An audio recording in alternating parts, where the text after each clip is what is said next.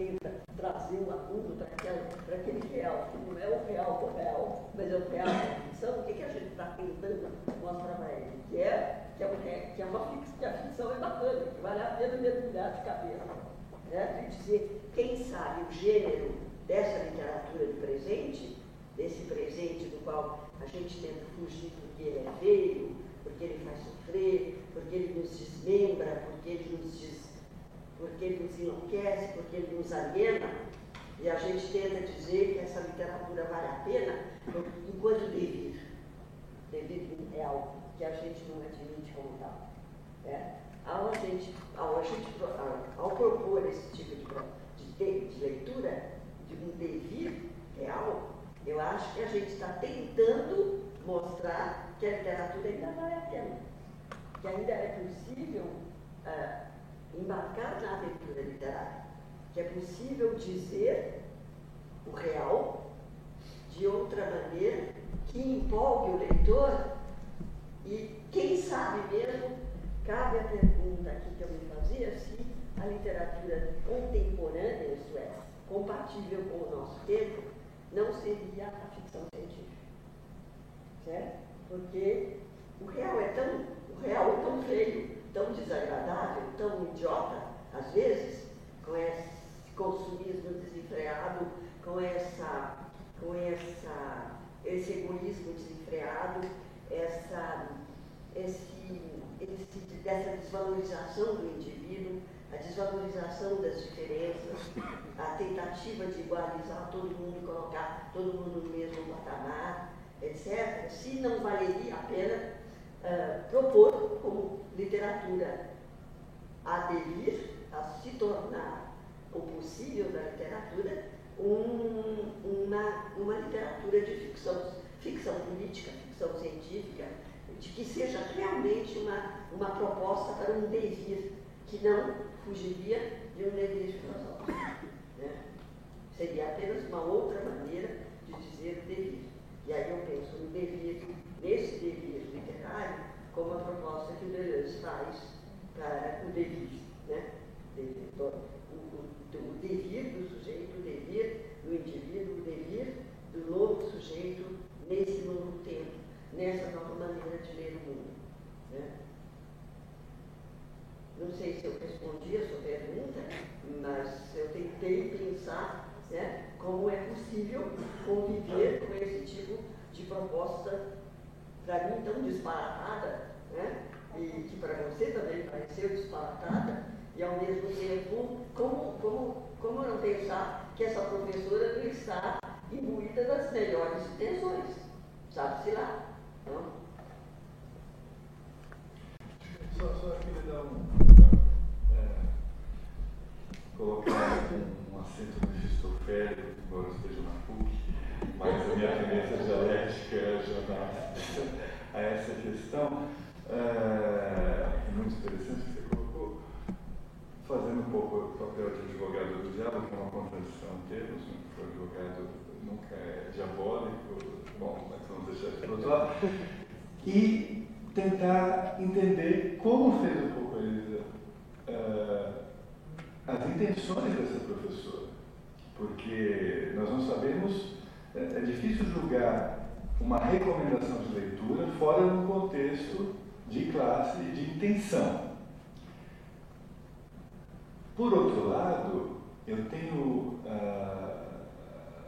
gostaria de lançar a pergunta, tendo um filho de 12 anos, de se a contemporaneidade das questões tratadas nesses dois livros não é de fato relevante para o menino hoje de 13, 14, 15 anos. Talvez seja.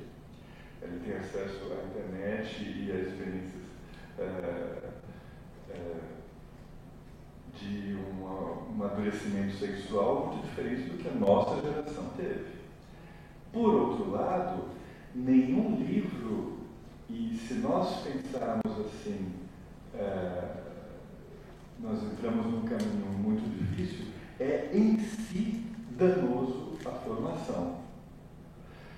Se nós pensarmos assim, teremos de tirar Machado de Assis, essa de Queiroz e todos os romancistas que nós gostamos, que já foram retirados do cânone edificante das escolas nas suas épocas respectivas, em que eles eram contemporâneos, ou seja, onde havia um choque ainda presente. Quando esse choque é amainado, eles entram para a escola.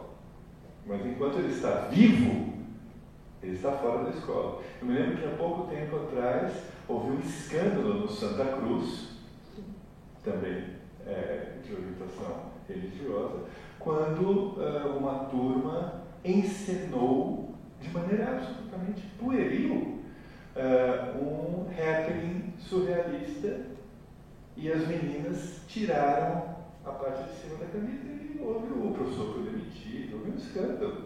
Né? Houve isso, né? Eu sei porque. Bom, tem colegas que não vão lá. Bom, se essa questão sexual ainda hoje é um problema, nesses dois livros que a tratam de uma maneira diferente e de uma maneira literariamente interessante ou não, isso deve ser o resultado de uma discussão na sala de aula, talvez. Eu não vejo como o que esteja ali esteja fora do horizonte de expectativa do leitor, de um leitor de 13, 14 anos hoje, que a experiência que eu tenho com alunos de 18 e 19 é muito mais chocante para mim. Eu fico chocado com a experiência deles. Então, eu não sei se isso ocorre. Por outro lado, para terminar a questão, a ideia de uma literatura em si edificante e transmissora de valores de cidadania e de valores de bem-educação, ela deve ser sempre vista com alguma ressalva, porque talvez o caráter subversivo da experiência literária, orientada pelo professor de uma maneira correta, nós não podemos julgar aqui como ela ia lidar com isso. Mas a recomendação de leitura por si só não deve, ao meu ver, ser condenada fora desse contexto. Porque senão nós caímos no absurdo que houve toda uma discussão na Alemanha, um professor quis dar Mein Kampf para os alunos. E ele foi proibido, demitido, foi uma coisa horrível. Bom, o que é proibido gera uma atração ainda maior e descontrolada e faz aflorar impulsos destrutivos e do desejo que podem se transformar em outra coisa. Então, eu não sei até que ponto essa proposta pode ser a priori vista como descabida, me desculpa, embora eu sei que para a nossa geração ver isso com 13 anos, uma criança exposta a isso, é de fato algo chocante. Mas eles estão expostos a coisa muito pior na novela das 8, né? Se eles por acaso vêm. Então, não sei, é uma questão. Sobre a ficção científica, curiosamente, o penúltimo livro do Jameson se chama Archaeologies of the Future, e é um livro inteiro sobre ficção científica, recuperando o ideal do realismo a partir da ficção científica como uma prática literária crítica que sobrevive, mesmo standardizado, mesmo nos domínios da indústria cultural. Tem o seu interesse, é um livro de crítica literária extremamente interessante. Legal. Não, tudo bem que não podemos julgá-la, né, a ação da professora, mas a forma e o modo como ela fez, quando ela de 13 anos, que já é bombardeado diariamente por uma cultura hedonista, criou em mim um espanto de não se trabalhar uma educação, uma orientação sexual no seu devido lugar e na hora exata, e não de uma forma assim, de empurrar ou de colocar a goela abaixo, leituras totalmente inadequadas e fora de contexto. E fora de contexto também. Eu também teria ficado. Porque eu até questionei. Eu sei, talvez isso seja. Não, porque eu até questionei se ela é a professora de literatura ou orientadora sexual. Então, aí eu discordo. Porque se ela é professora de literatura, ela tem de falar sobre política, história, sexualidade, amor, sociedade, sobre tudo. Não há temas proibidos na literatura, porque senão você não lê os clássicos gregos, você não lê nada. Então, é uma questão polêmica, o que mostra a vitalidade da literatura, curiosamente. Eu acho muito engraçado a pessoa poder ter feito isso pelo simples fato que todos os meus alunos que lecionam literatura se queixam que eles têm uma lista imposta para o vestibular. Isto é, a pornografia maior, eu acho, é você impor uma lista de ditas obras literárias obrigatórias para o vestibular. Talvez, eu pensei, bom, essa moça que deu esse tema, talvez ela não tenha muito tempo para as aulas, já deve estar fazendo um mestrado sobre Nelson Rodrigues. É isso que eu pensei primeiro. A Sally, que foi professora aqui agora. Exatamente. Eu não sei. Eu também confesso que eu não li o Doce Veneno do Escorpião, embora o título não seja mal, assim. Mas vou pedir emprestado para o Marcelo. Agora, realmente, eu acho esquisito da professora. O que mais me estranhou na história não é tanto a proposta, que pode até ser interessante, por exemplo, num curso sobre literatura e erotismo, na Unicamp, você poderia muito bem fazer isso. O que me estranhou é a liberdade da professora poder ter feito isso. Porque geralmente são obrigados a dar alguns livros que, por definição, são depois chamados de chatos pelos alunos. Então, talvez para evitar isso, ela tentou, de maneira mais ou menos hábil, não sei, tentar se aproximar de um outro tipo de leitura, não sei. Eu acho difícil perguntar o que foi isso, saber disso sem saber melhor de como foi todo o curso. Agora, o que me espantaria mais é se os alunos chegassem à conclusão que o texto literário do Doce Veneno do Escorpião e o texto não literário é o Nelson Rodrigues. Isso daí merecia uma boa discussão.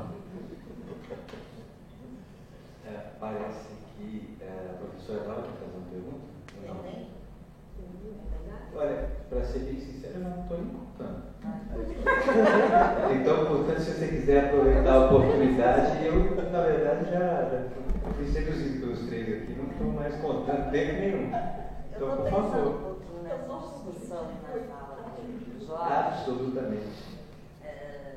Me parece que a grande dificuldade hoje, quando a gente fala do que é contemporâneo, é, na verdade, situar o que é ruptura, o que é fratura, o que é fragmentação, certo? Que era possível, talvez, né, quando se falava de contemporâneo, de pós-modernidade.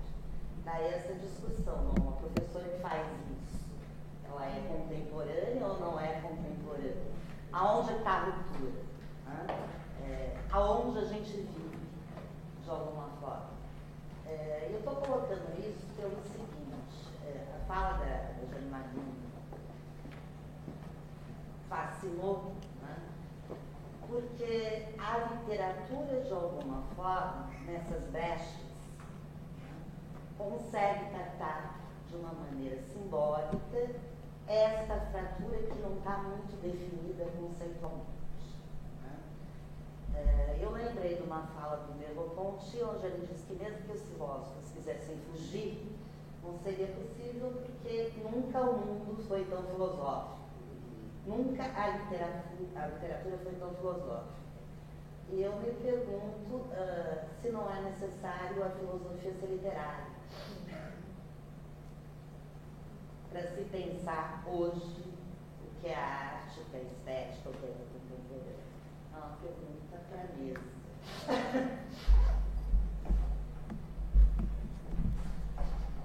Eu acho que, assim, vou responder essa pergunta, como sempre. Mas, bom, eu sou formado em filosofia também, né? Você sabe, mas eu acho que a questão da literariedade da filosofia, ela é secundária em relação à historicidade da expressão literária da filosofia.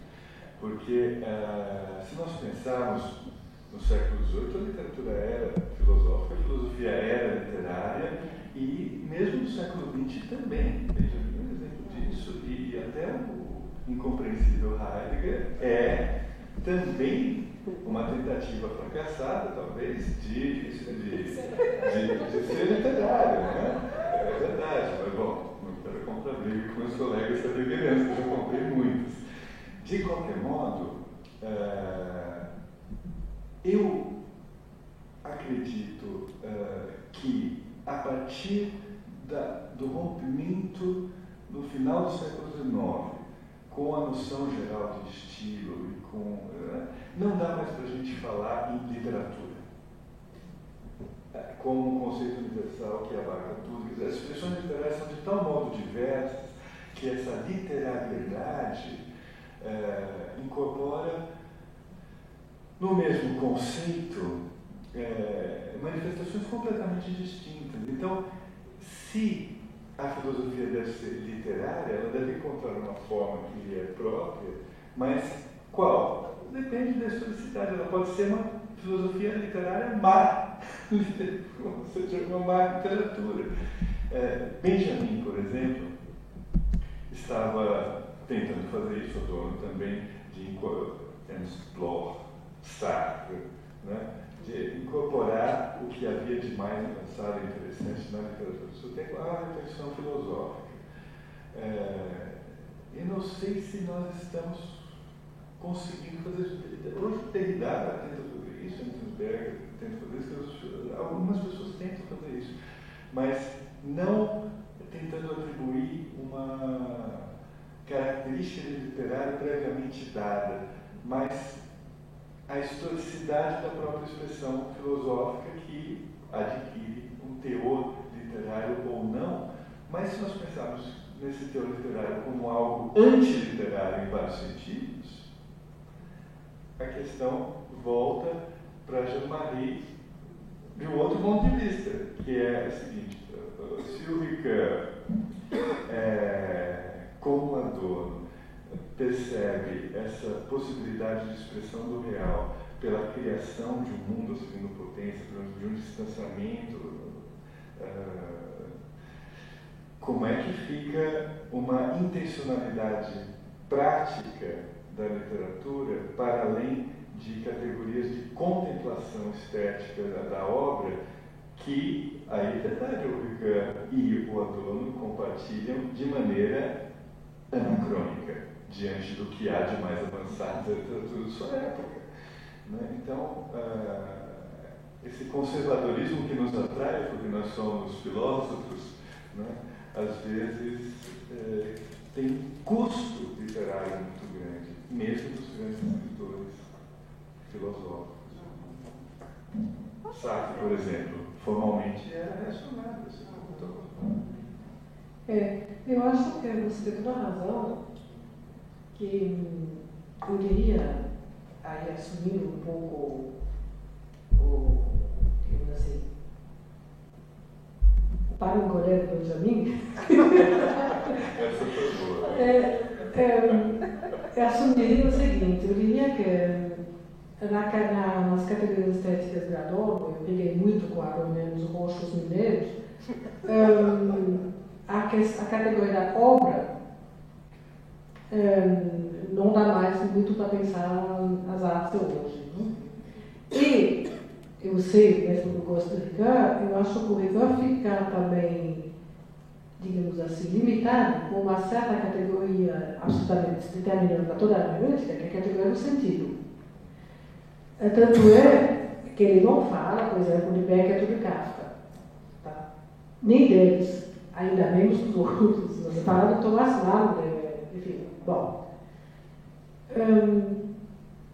O que eu acho interessante no Ricoeur, para dizer isso de maneira curta e grossa, é que ele justamente desloca a questão para tentar mostrar que aquilo que eu chamei de dignidade ontológica do literário, da ficção. E nesse sentido, eu acho que ele realmente está próximo da Adorno, apesar de ver o Heidegger, ou porque ele veio o Heidegger.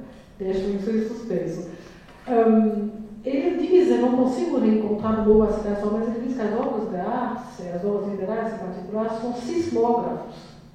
Isto é, elas anunciam que um dia desses a Terra vai tremer. Não dizem ainda muito bem nem a escala, nem exatamente onde, mas dizem, anunciam. Não? Isso é muito interessante. Enquanto nós, filósofos, se a gente pode dizer nós filósofos, nós somos mais ligados ao famoso anoitecer da Coruja. Tá? Nós voltamos para as ruínas e o pessoal da literatura diria onde vai acontecer a próxima ruína. Não é muito, talvez não é muito triunfalista, mas acho que são comparações interessantes. E acho que essa modéstia do discurso filosófico que se deixa interrogar pela literatura, isso eu acho um gesto muito interessante. Que é um gesto que a gente tem que resguardar porque ele é raro na filosofia.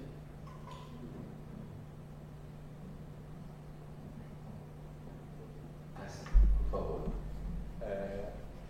Eu me lembrei que o ano passado o governo federal queria colocar uma obra do Will Eisner, né, no ensino médio, na literatura, e aí foram para um imenso, muitas escolas não queriam aceitar, porque o Will Eisner falava de prostituição, de adultério, e aí achei muito engraçado que muitos professores falavam, mas Machado de Assis também, então vamos tirar Machado de Assis, vamos tirar o Wesley de Queiroz, vamos tirar também o Jorge Amado, então, né, já que não... Todo mundo, acho que vai fazer isso, adultério. Então, vamos ler só as fábulas. E as fábulas adaptadas pela Disney, então. Aí, a minha pergunta é que a Giovanni falou que sobre o áudio do Poe, que a literatura ela abre também para uma alteridade, né, do outro, né? E a gente percebe que o que vende muito, né, é aquilo que parece que não tem muita autoridade. Parece que o Paulo Coelho que foi citado, parece que ele não tem muito essa questão do outro, parece que é sempre o mesmo ali. E eu queria saber se esse mesmo que está ali não é uma atitude perigosa da literatura, no sentido de que se você não abre a possibilidade de você pensar o outro, isso fica uma coisa meio fascista, sabe? Uma coisa muito igual, uma coisa muito parecida, sempre, né? E também eu queria fazer uma outra pergunta, que é que o Poe, naquele livro A História, Memória e o Esquecimento, ele fala que a literatura, ela não abre só para a alteridade, mas ela abre também para uma possibilidade de interpretação histórica, né? Então a gente não precisava pegar um texto de fato, como a história pega, mas que os textos literários também abrem para essa possibilidade. Eu queria saber um pouco mais. Bom, eu posso tentar começar a responder pelo próprio exemplo do Sartre, né? O Sartre, com todo o conservadorismo estilístico que ele demonstrou na sua literatura, a preocupação do Sartre o tempo todo foi fazer uma literatura política, inserida no contexto histórico e político no qual ele vivia. Né? Os Caminhos da Liberdade, por exemplo, são um exemplo típico disso. Você tem toda uma estrutura de romance, as personagens organizadas dentro daquelas desestruturações do interior daquela grande história que percorre todo o período pré-guerra, durante a guerra, imediatamente pós-guerra. Né? Então, o que significou para aquela geração de personagens que circula nos 3 volumes dos Caminhos da Liberdade, esse evento que transformou a vida, a história, a mente, a maneira de ver o mundo de um número infinito de pessoas, dos europeus. Né? O que significou em nível de ficção e em nível de real. Né? Então você faz o diálogo entre o real e a ficção o tempo todo naquela leitura.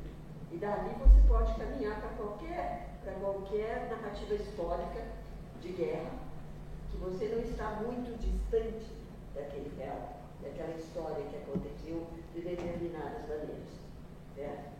E mesmo não sendo um texto histórico, como Os Caminhos da Liberdade, num texto aparentemente totalmente ficcional, como o Wicklow, Entre Quatro Paredes, a peça de teatro das mais famosas do existencialismo sartreano, que mostra o impasse da possibilidade de se conviver com o diferente, com o outro, a alteridade, no interior de um espaço fechado, numa clausura, certo? Em que as subjetividades se agridem e se atacam o tempo todo, procurando as suas identidades, em vez de se abrir para a alteridade. Né? E aí você vai imediatamente ser convocado para a descoberta do outro, quer na história, quer na política, quer na antropologia cultural. Certo? Que foi o meu caso, quer dizer, o tempo todo tendo trabalhado com Sartre, durante todo o período em que eu estudei letras, que me formei para professora de literatura contemporânea, francesa contemporânea, eu acabei desembocando nos astecas, que era o extremo bárbaro do outro, que me instigava o tempo todo a tentar fazer a compreensão dessa alteridade, e que eu fui levar a isso, tenho certeza, na literatura, com toda certeza. Se for traçar um roteiro acadêmico dessa tese, né, que eu tento fazer, é um roteiro acadêmico possível. Que foi a literatura que me levou a isso. Não foi outra. A literatura nunca vai levar ninguém à procura do mesmo, eu acredito. Pelo menos é o que me parece. Essa era a minha maneira de interpretar e tentar responder a sua pergunta.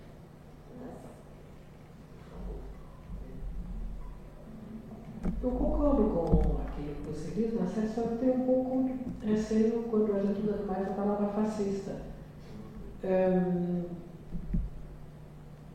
Porque aquilo que a gente vive dessa, digamos assim, repetição do mesmo autocomplacente, pode ser que eu possa haver várias formas de fascismo, mas o que eu acho a maior, que para mim é uma regra da questão, é por isso que eu sempre agradeço os alunos de filosofia e literatura que eu tenho, porque eles fazem isso, porque eles são loucos, como eu digo. Como eu. Eles não querem ganhar tanto dinheiro assim, porque daí não fariam nem literatura nem filosofia, e também não querem necessariamente o cargo do ano. Talvez alguns queiram, ótimo. Então, o que a mim, o Pablo me coloca uma questão, nós somos aqui todos assim mais convencidos que a literatura é uma grande coisa fantástica, é o primeiro lugar, que ela muda a nossa vida, muda, enfim. Mas tem muita gente que se contenta com a repetição do mesmo e com o consumo do mesmo. E essa estrutura do desejo me interroga muito. Eu não sei se não é muito rápido da nossa parte dizer que isso é fascismo. É uma outra estruturação do desejo, acho que nós temos próprios. Eu li outro dia uma queixa de vários analistas, um caderno sobre sexualidade, realmente a gente só fala de literatura e sexualidade, são duas coisas importantes da vida, mas os analistas, os psicanalistas, diziam que eles hoje ficavam sem saber o que fazer com vários casais que talvez nem os procuram, mas que eles percebiam que existiam cada vez mais, que não tinham muito desejo um pelo outro, quer dizer, não tinham nem problemas sexuais, nem tratavam muito, mas em compensação se davam bem e consumiam juntos. E isso é uma nova configuração do desejo e também do desejo da alteridade, da identidade, que, confesso, me deixa profundamente perplexa. Porque eu não vou dizer que é fascismo, acho que realmente a indústria cultural é muito isso, mas ao mesmo tempo vejo que as pessoas com essa obrigação de serem felizes estão felizes assim. Acho que a obrigação de ser feliz é uma outra temática terrível. Quer dizer, quando eu falei do conservadorismo do Sartre, não estava falando mal do Sartre, eu estava falando mal do Adorno, que nos parâmetros adornianos, Sartre e Thomas Mann, por mais que ele tenha dialogado com esses dois autores, mas isso talvez seja um limite do pensamento adorniano, que entretanto é interessante, não é para ser descartado. Em relação a questão do cânone, bom, há um enorme debate sobre a questão do cânone e tudo mais. Eu tenho minhas dúvidas se essa imposição da lista, não sei se também ela é tão ruim, por outro lado, né? Então eu tenho minhas dúvidas sobre isso. De qualquer modo, quando você fala da alteridade,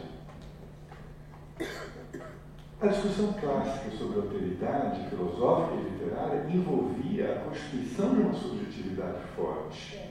E isso não ocorre mais. Então, o discurso da alteridade, a meu ver, está girando em falso, e irrita um pouco isso.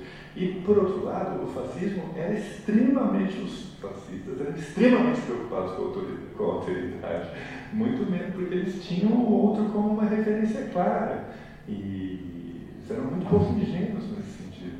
Então, o discurso da autoridade corre o risco de virar, e em muitos casos vira, uma panaceia para a falta de consolidação de uma subjetividade forte, que é atacada de inúmeras formas, como algo etnocêntrico, machista, branco, etc., e imediatamente subvertido como uma instância historicamente deformadora. Não sei, Adorno, por exemplo, achava o contrário. Achava que o grande objetivo da educação era a consolidação de um eu capaz de assumir a si mesmo como um eu e abandonar o princípio da sua alteridade transitória, constantemente preenchido pela indústria cultural. Né? Ele também dizia que o eu forte tinha que aceitar a angst. Certo. Você cita a educação depois da Auschwitz, você diz as duas coisas. O amor também, né? Porque só esse eu é capaz de amar, né? Também. Então, não sei, só levantando uma outra questão sobre a alteridade, o outro, como é que a gente lida com o outro quando a gente não consegue lidar com o si próprio, né? Talvez o Rican tenha ido fundo nessa questão, né? Porque a solução desse si próprio era um problema da geração dele, da geração do Sartre, né? Era um problema historicamente relevante. E parece que não é. Parece que nós estamos dando de barato porque isso não é mais relevante. É sinal do tempo. Né? Eu acho que a palavra certa para decapitar esse enigma é a complacência. Certo? Me lembro uma vez uma aula de Cosmo do Antônio Cândido, que ele dizia: vocês, cuidado com a autocomplacência. A pior coisa que pode nos acontecer é a autocomplacência. Acharmos que chegamos em algum ponto satisfatório e nos elogiarmos e considerarmos satisfeitos. O sofrimento não faz mal para ninguém. É bom sofrer, é bom se despedaçar e é bom dizer: eu estou sempre incompleto, sem se tornar histérico. Né? O que, voltando a Jean-Marie, coloca um ponto duro na questão da filosofia, porque a autocomplacência filosófica é disseminada. Ou passou, né? Porque realmente. Tem mais uma pergunta? Eu queria saber a minha segunda pergunta. Tem mais... Sem se tornar estético. Só uma pequena consultência pequena, porque eu não sei, eu realmente não estou nem contando, não sei, na minha opinião, Né, na minha opinião, enfim, está tudo ótimo.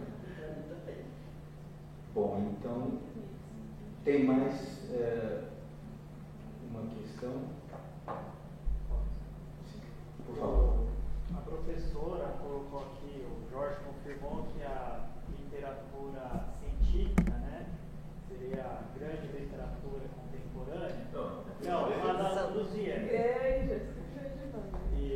Mas eu gostaria que, um interesse pessoal, né, essa pergunta, não sei se querem dizer, pensar também a literatura histórica, mas histórica como uma representação uma forma de representação da fratura contemporânea. Como que vocês enxergam hoje a literatura que trata da memória do passado? Ou seja, não sei se hoje em dia poderíamos falar de romance histórico, estou falando do romance, do gênero romance, né? Ou então essa literatura de memória que o Jorge falou aqui, que seria quase documental, né? Que estaria tete com a realidade, sendo considerada como documento histórico mesmo. Como vocês enxergam hoje a forma do romance que trata do tempo passado, mas de forma crítica, pensando no futuro, né, mais positivo. Bom, a Gilmar escreveu um livro inteiro sobre isso, então daqui a pouco nós vamos falando. Mas eu acho que o Lukács, quando no seu grande livro sobre o romance histórico, ele desde o início, ninguém pode escapar ao seu próprio tempo, embora o anseio de escapar ao seu próprio tempo diga muito sobre isso. Né?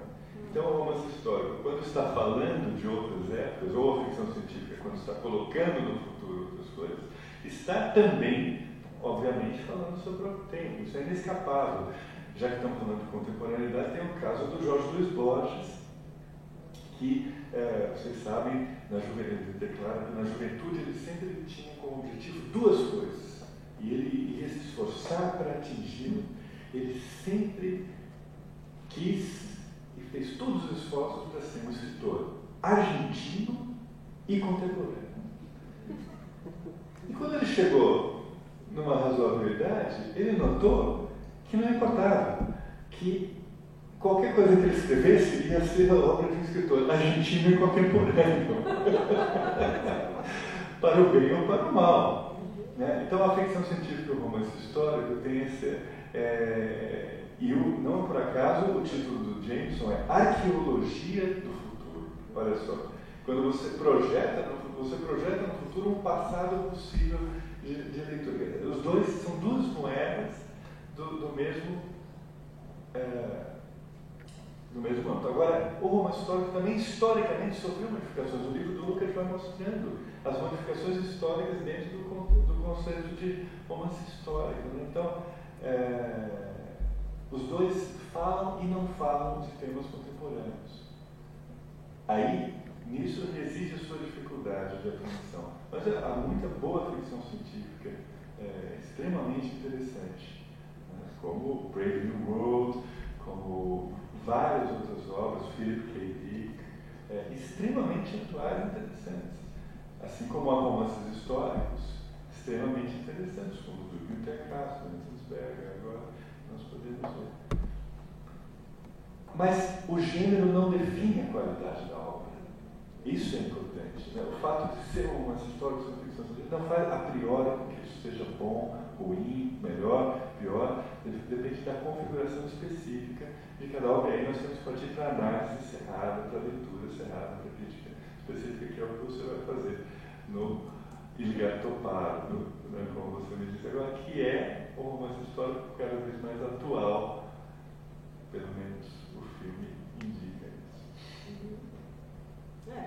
Por exemplo, um romance, não sei se é romance, mas enfim, uma narrativa de ficção que eu li faz pouco tempo, Travessuras da Menina Má, do Johnson, Vargas Johnson. A proposta não é se tornar um romance histórico, mas toda a história de uma geração está lá, costurando o pano de fundo do livro.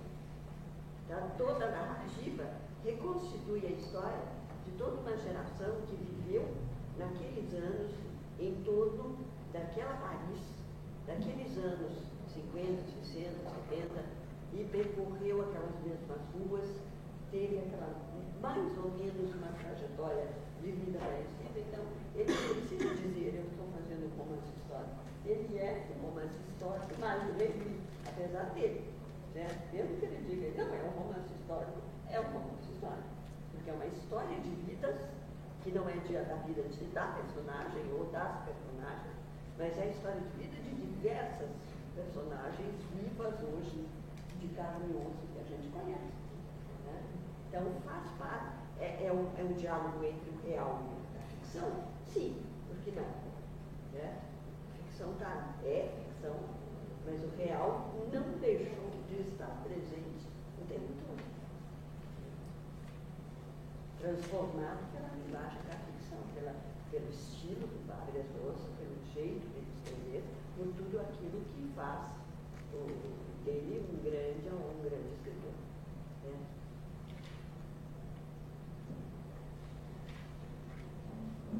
Eu confesso que não sei muito bem o que seja um romance histórico. O que eu penso é que a literatura vive das duas êxtases do tempo, que não são da Heidegger, mas são de Santo Agostinho, desculpa, sempre que cito nos Santos, que é o lembrar e o esperar. O presente se define em relação ao lembrar, a memória, e o esperar, a esperança e também esperar no duplo sentido. Portanto, cada presente é inseparável do seu passado e daquilo que espera no futuro. Então, a questão da memória na literatura é predominante, mesmo que não se faça um romance de memórias, porque desde os inícios da literatura, e sempre cito não os atletas, mas os gregos, mas quase a mesma coisa, a literatura, o poema, tem como uma das suas tarefas principais lembrar os mortos, não deixar que eles sejam esquecidos. Aliás, depois, essa tarefa também vai ser reivindicada pela história. Então, isso daí dá uma, digamos assim, uma temática interessante para saber o que é o discurso histórico e o discurso literário. Ambos são preocupados, eu não diria com a eternidade, mas com o não esquecimento dos mortos. E isso eu acho que na literatura está sempre, mesmo que não dito, está sempre aí.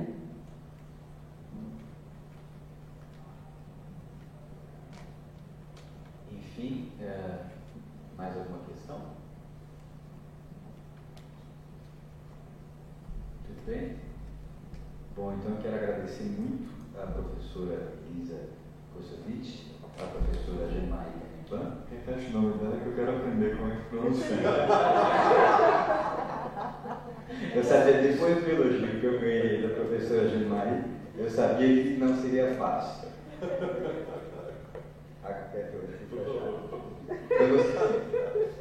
o Jorge Almeida. E o Jorge Almeida, então, muito obrigado, professora Elisa Kosovic, professora Gemaília Gamimpan e professor Jorge Almeida, obrigado, enfim, pela belíssima apresentação e também pela disposição para o debate, para a conversa e para responder as questões. Queria só lembrar que amanhã continua a programação, né, e tem comunicações dos alunos, não é isso? Na parte da manhã, a partir de que horas? 9 horas, a partir das 9 da manhã, e à noite, no mesmo horário, mais uma mesa. À tarde também. Então, tanto na manhã, na parte da manhã, o dia inteiro, na parte da manhã, na parte da tarde, comunicação dos alunos, e à noite, mais uma mesa redonda. Obrigado pela presença de vocês.